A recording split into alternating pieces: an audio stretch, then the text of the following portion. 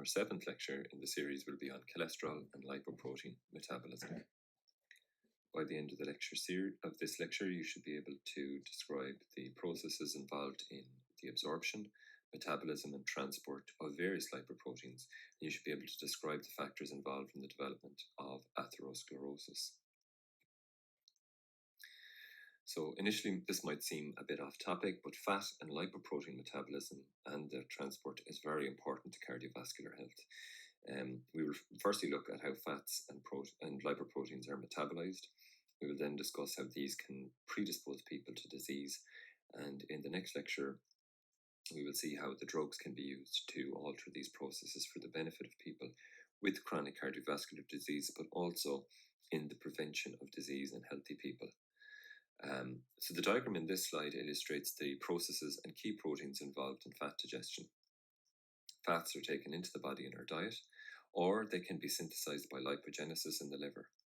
Certain types of fats are needed for energy metabolism, for structures in cells, and for the synthesis of important biomolecules. They need to be transported in an aqueous liquid, blood, to the sites where they are needed, and lipoproteins can fulfill this role. The diagram shows how fats are taken into the small intestine, how they're emulsified by bile salts forming structures known as mixed micelles, and this allows them then to be broken down easier by lipases to triglycerides. These can be transported by lipoproteins once they enter cells and can be used as fuel for energy, stored in adipocytes, or used as precursor molecules to synthesize by specific mediators. So, as I said, in terms of our lipid sources, we get it from food, or we can synthesize in the liver, and they can be used as energy in cell membranes to make bile, to synthesize steroid hormones, or intracellular signaling molecules. Lipoproteins transport triglycerides and cholesterol in blood, which is an aqueous liquid. These circulating lipoproteins can be differentiated based on their density, their size, and their protein content. Larger, less dense lipoproteins have a greater percentage of lipids. These are shown in the table on the right of the slide. And you can see from the table there are the various different types, such as chylomicrons, CM, VLDL, which is very low density lipoprotein, IDL, which is intermediate density lipoprotein, LDL, which is low density lipoprotein, and then HDL, which is high density lipoprotein. And these are listed in the table, and you can see the different densities, diameters, the lipid contents, the protein contents, the plasma half-life of each of them, and the major apolipoproteins that are constituent to each of these. So the physical and characteristics and composition are shown in the table. So lipoproteins are spherical particles that transport hydrophobic molecules such as cholesterol, triglycerides, and fat-soluble vitamins. An example of one is shown in the diagram of the right, and you can see here the surface, which has a monolayer of phospholipids and unesterified cholesterol. It has a hydrophobic core, meaning that it's non-water loving, so it's able to interact with fats in particular. And this is composed of triglycerides and cholesterol esters. So this is because lipids are insoluble in water-based liquids like plasma of blood. So these amphipathic apolipoproteins, meaning that they love both fat and water, amphipathic apolipoproteins, they provide some structural stability, and they act as ligands for specific receptors. So it's no good having these lipoproteins with the fat in them floating around. They need to be able to interact with cell types, and to do that, the apolipoproteins act as ligands for specific receptors, or even as cofactors, as we'll see in some enzymatic reactions. The apolipoprotein composition then, which we saw in the last slide on the table, is different for many of the lipoproteins. But this composition of the apolipoproteins determines its metabolic fate. apoB-containing lipoproteins, such as chylomicrons and VLDL, they participate in the delivery of triglycerides to muscle and fat tissue, whereas lipoproteins involved primarily in cholesterol transport are things like HDL and the apoB-containing remnants. this diagram shows how these lipoproteins work, from the transport of digested lipids taken up in the intestine to their transport through the bloodstream in the portal circulation, so that's the direct connection between the intestine and the liver, and eventually into the peripheral blood supply. It shows all of the mentioned lipoproteins such as chylomicron, VLDL, LDL, IDL, HDL, and the constituent apolipoproteins that they have, and the receptors and the transporters that they interact with on the various cell types. And these can occur in the liver, in the adipose tissue where fat might be put for storage, and then the various other peripheral cell types where the fats and triglycerides might be used as precursor molecules for things like steroid hormones, for intracellular signaling molecules like prostaglandins, leukotrienes, etc. So we'll now look at how these lipoproteins are created, how they're metabolized, and what exactly they transport. Apolipoprotein B-containing lipoproteins such as chylomicrons and VLDL, they deliver fatty acids in the form of triglycerides to muscle, primarily for ATP biogenesis, so the creation of energy, or to adipose tissue for storage in the adipocyte cells.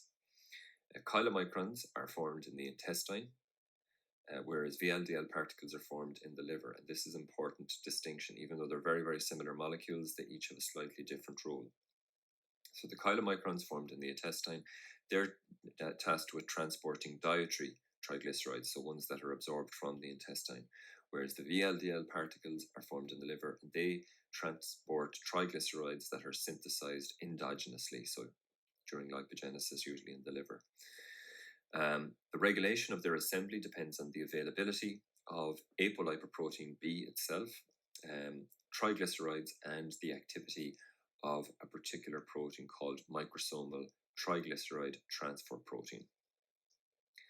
The chylomicrons and the VLDL the apolipoprotein B is synthesized from the same gene, but it has a tissue-specific mRNA editing process via something called apoB editing complex 1. This ends up yielding two different protein products from the same gene.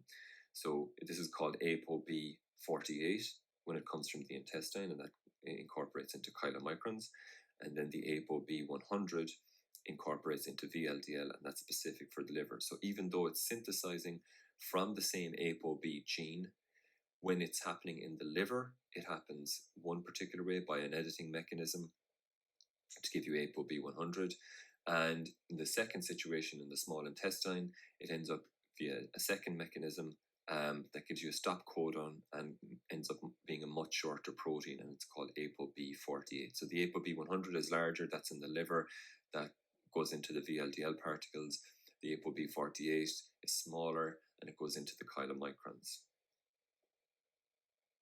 So this is illustrated here in the diagram on the top right, where you have the two different pathways. So apoB protein synthesized by the ribosome, and it enters the endoplasmic reticulum then, where triglycerides are added to it by this MTP protein, the microsomal triglyceride transfer protein, and the cholesterol esters. The resulting lipoproteins, in the case of the intestine, the chylomicron, and in the case of the liver, the VLDL, these particles then are exocytosed into lymphatics, or if it's in the absence of triglycerides, if there's none present, it gets degraded, as is shown in the diagram on the bottom right. So lipid absorption, as we saw already, occurs in the intestine, and it enters into the enterocytes of the duodenum and the jejunum, which are two different sections of the small intestine. And as we said already, this is facilitated by particles known as micelles. Long-chain fatty acids and monoglycerides are taken up separately into the enterocytes by carrier-mediated transport. This is shown again on the diagram there on the right-hand side of the slide. And then they're re-esterified. So once they're taken up, they're re-esterified again to form triglycerides by another enzyme called diacylglycerol acyl transferase, or DGAT, D-G-A-T. This is shown in the diagram as well on the bottom. So dietary and biliary cholesterol from micelles enter the enterocytes via a different protein called Niemann-Pick C1-like 1 protein, or NPC1L1 protein, some of which is immediately pumped back into the lumen via an ABC protein. So this is an energy-dependent process that pumps it back out in some cases. Any remaining cholesterol is esterified to a long-chain fatty acid by an enzyme called ACAT, or acyl-CoA cholesterol acyltransferase. And the triglycerides and the cholesterol esters are packaged with apoB-48, and then apoA1 is added, and the chylomicron particle is exocytosed to the lymphatics. So this is really just a simple way of saying that the fat comes in via two different routes into the enterocytes of the intestinal cells of the intestinal epithelium.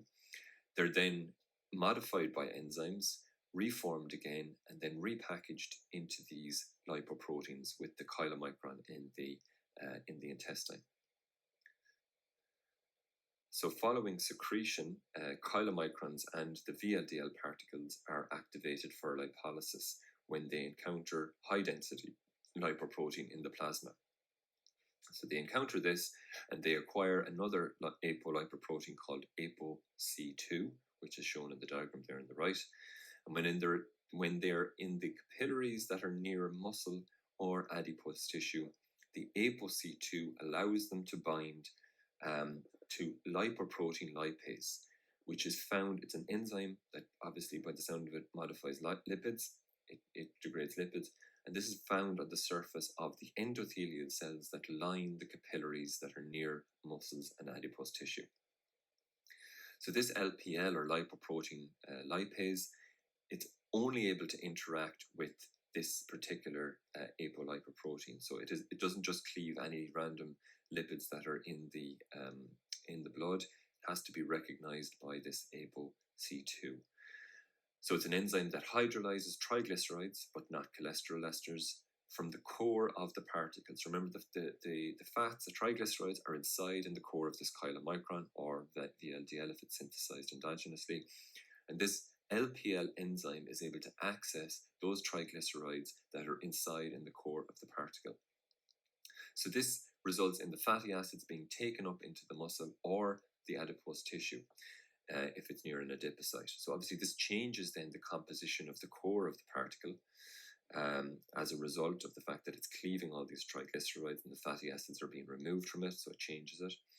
And this is shown in the diagram on the right, the bottom right of the slide. So the expression level and the activity of LPL in muscle and adipose tissue is regulated according to the feeding state. So it allows then for the preferential delivery of fatty acids to muscle during fasting. So if you haven't eaten in a long while and you're not getting a good source of dietary fat into your body, it allows the expression levels to increase near muscle so that those fatty acids can then be taken out, degraded by the lipase, the lipoprotein lipase, but preferentially at the muscle cells, okay, on the endothelial surrounding muscle cells.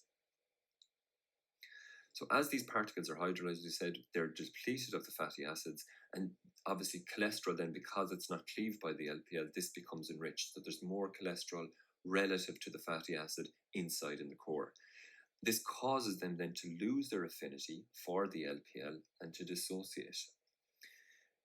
Apolipoproteins apoA1 and apoC2 are transferred in an exchange for apoE1 on HDL, on high-density lipoprotein.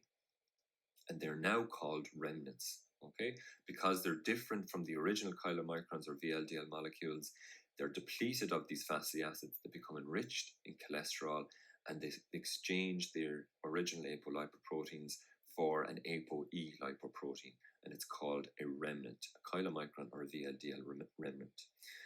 These remnants then become sequestered, meaning that they're transported or taken into the space of Dis, which is a location in the liver sinusoids.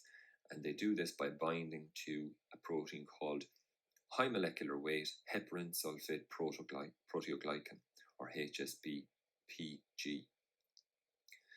The lipolysis of any triglycerides remaining in the core of these remnants and the release of fatty acids is mediated by a different lipid enzyme called hepatic lipase, not to be confused with the lipoprotein lipase, which is found at the muscle or the adipocytes. So this time we're inside in the liver. Remnants get recycled back into the liver. They go into this liver sinusoids space, the remnants, and they're able to be degraded again. Any remaining triglycerides in the core get degraded by a different enzyme, a hepatic lipase. Uptake of the lipoprotein particles into the hepatocytes then is mediated by the LDL receptor. And the L receptor is something we'll be coming across later in the lecture series. So this is shown here on the bottom right of the diagram in part B, where you have the remnant that's left over binding to the LDL receptor, the LDL receptor related protein, HSPG, or a complex of the LRP and the HSPG. So it's able to bind to a couple of different targets depending on how they're found on the liver hepatocyte cells. So the chylomicron particles are completely cleared then from the plasma because they're in the liver now, but only about 50% of the VLDL particles are. So while all the chylomicron particles, which are the dietary fats, they're completely clear from the plasma, there is some VLDL particles that are remaining. And when they're converted to remnants following exchange of the lipoproteins, which the HDL, they are now called intermediate density lipoproteins. So they change from being VLDL to IDL when they are converted following this exchange with the HDL. Okay, and this is shown in the top of the diagram on the right. Subsequently then, formation of the LDL, which is low density lipoprotein, occurs when the IDL, the intermediate density lipoproteins particles, interact with the hepatic lipases, and this hydrolyzes any triglycerides, and it makes the particles become denser and cholesterol ester enriched. So all the time it's the triglycerides that are being removed, the cholesterol is remaining inside, and both the apoE and the apoC2 lose their affinity for the particle and they get transferred to the HDL, leaving the only lipoprotein that's remaining then, apolipoprotein remaining on the surface, is the apoB-100. You can see that there in the diagram in part B. When you have low density lipoprotein, the apolipoprotein that it has on its surface is apoB-100. This allows it now to bind to what are called LDL receptors. So as an LDL particle, it's able to bind to LDL receptors, and that's on the hepatocytes. And it promotes its internalization into endocytic vesicles. So you can see that on the diagram. It's been taken into the cell into an endocytic vesicle. So the LDL receptors get recycled to the surface, again shown on the diagram. But the lipoprotein particles are hydrolyzed to amino acids and free cholesterol. So you get free cholesterol building up inside in the cell. And the cholesterol inside in the cell, if it's taken in from the diet, it decreases the activity of an enzyme called HMG-CoA reductase.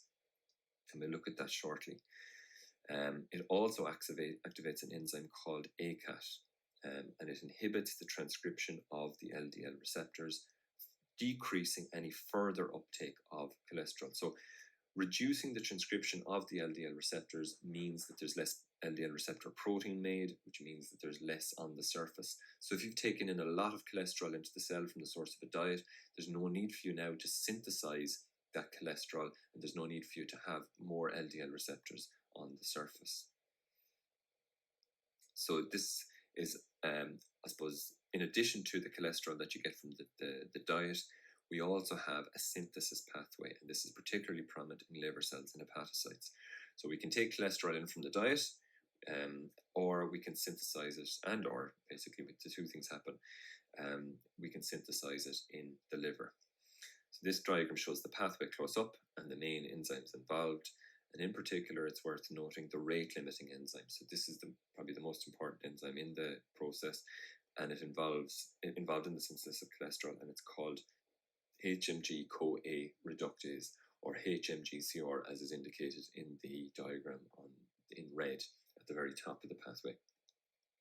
So it then follows a series of subsequent enzymatic reactions, and eventually forms cholesterol, where it can be esterified and combined then with the lipoproteins to be transported out of the cell into the blood, into the intestine, or into the bile, where it could potentially be used in bile salts. Most cells in the body can synthesize all the cholesterol they require, but only the liver has the capacity to eliminate via HDL, high-density lipoprotein. So this high-density lipoprotein with its apoA1 and apoA2 apolipoproteins present, its formation mainly occurs in the liver and some of it in the small intestine. And what it does is it's able to remove any excess cholesterol from cells, and it transports it in the plasma to the liver by what's called reverse cholesterol transport. apoA1, which is one of its main apolipoproteins, secreted from the liver or recycled, interacts with the liver ABCA1, which is incorporates some of the phospholipid and the cholesterol from hepatocyte plasma membrane, giving you a disc-shaped pre-beta HDL particle. So this is what's shown on the diagram if you're following it there sequentially. So you can see it at the very, very top, the pre-beta HDL particle. These particles then mature to what are called alpha HDL with a hydrophobic core due to a particular enzyme activity called LCAT, or lecithin cholesterol acetyltransferase. They then expand, take on more cholesterol from tissues that they're collecting with the help of the LCAT enzyme and another enzyme called phospholipid transfer protein. And then finally, cholesterol ester transfer protein removes cholesterol esters from the HDL, replacing them then with triglyceride from remnant particles. And you remember this from a couple of steps ago when you have their exchanges. So HDL then interacts with scavenger receptor protein B, in particular scavenger receptor B1, mediating selective liver uptake of cholesterol esters, but not the apoA1, which gets recycled. So really, one of the major roles of HDL lipoproteins is to take up any excess cholesterol that's being synthesized, mop it all up, exchange what needs to be exchanged with the other lipoproteins, and then carry it to the liver where it gets taken up via the scavenger receptor. So the liver secretes unesterified cholesterol into the bile and converts cholesterol to bile acids by an enzyme called cholesterol 7-alpha hydroxylase, or CYP7A1. And this is particularly active in the hepatocytes, and it's shown in the diagram on the right. So bile acids then are highly soluble in water, and they act as a biological detergent that promote the formation of micelles. If you remember a few slides back, we spoke about these structures called micelles that aid in the uptake of dietary fat and cholesterol. So this is where we get it from. The bile acids are highly soluble and they act as detergent, promoting the formation of these micelles. So they solubilize cholesterol in bile for transport from the liver to the small intestine. And bile formation begins when bile acids are pumped into the bile by the canalicular transport pump, or ABCB11. So this is shown in the diagram on the right. This stimulates the secretion of phospholipids and cholesterol, which is mediated by ABCB4 for phospholipids and ABCG5 for cholesterol. Biliary lipids are stored in the gallbladder during fasting and released by the gallbladder contraction after a fatty meal. So this is where we get stimulation of the gallbladder to release more of the bile if there's a lot of fat content in the meal that's just been digested. And this bile then aids in the digestion, the absorption of fat via the formation of these micelles. And then they enter the transport system again, so the portal circulation transported back to the liver, etc. So this is where we get the recycling or enterohepatic recirculation. So at the end of the lecture, I'd like to first of all underline the importance of maintaining these processes in regularity. We haven't really gone into the detail or seen the importance of this just yet, but it will hopefully become obvious in the next lecture. In particular, altered levels of lipoproteins and triglycerides are a major risk for atherosclerosis and coronary artery disease, which we'll be going into a bit more detail in later in the series. The table shown in this slide then shows the levels of each of the lipoproteins and the triglycerides that allow people to maintain low, medium, and high risk of atherosclerosis. And these are given in millimolar units. So atherosclerosis simply just refers to the buildup of fats, cholesterol, and some other substances in or on your artery walls. These are referred to as plaques, and these can restrict blood flow. In particular, this is important when it comes to the coronary circulation, the heart's own blood supply, where the arteries are particularly prone to clogging and can cause damage. So these plaques that form, they can burst and they can trigger a blood clot, as we'll see later in the series. So although atherosclerosis is often considered a heart problem, it can affect arteries anywhere in your body. And this basically is happening as we speak. From the moment you're born, if your cholesterol processes aren't regulated properly, it can affect your arteries. So shown in the diagram on the bottom left are the risk factors that predispose people to atherosclerosis, and you can see highlighted there in yellow are high levels of circulating triglycerides and LDL cholesterol, but also low levels of HDL cholesterol. And we saw how important the HDL was in terms of removing excess cholesterol. So if you have low levels of HDL, this can be very, very serious in terms of predisposing you to atherosclerosis and the buildup of blood clots and plaques on your arteries. This can be altered due to diet. Obviously, the intake of dietary fat and cholesterol is an important contributor, but there's also a genetic risk, and the graph on the right there shows some of the alleles or genes that predispose people to having high LDL and triglycerides and low HDL cholesterol. These genes mostly code for the enzymes, proteins, and transporters that we've mentioned already, and you'll see a few recognizable names there on the table. So LDL, which is LDL receptor, which is mostly on hepatocytes and on macrophages, which are white blood cells, is the only receptor capable of clearing significant amounts of LDL from the plasma. So the half-life of LDL is thought to be around 2 to 4 days, explaining why LDL is 65 to 75% of the total plasma cholesterol at any given time. This, as we said already, increased LDL is a major risk factor for atherosclerosis. And any LDL that's not taken up by the LDL receptor in the hepatocytes may migrate into the intima of the blood vessel wall and bind to particular proteoglycan structures, as can be seen in the diagram on the top right. So it can make its way from the blood supply and attach itself onto the endothelium. If it becomes oxidized, it gets quite dangerous, because oxidation of LDL results in lipid peroxidation and fragmentation of the apolipoB-protein apoB-100. This then results in chemotaxis or retraction of any circulating mononuclear phagocyte cells or white blood cells that are scavengers, and it gets internalized by a different scavenger receptor to the one in the liver. This time it's scavenger receptor A, forming what are known as lipid-laden foam cells. So you can see this in the diagram on the bottom right, where foam cells form because these are just white blood cells that take up a lot of excess cholesterol that has been oxidized.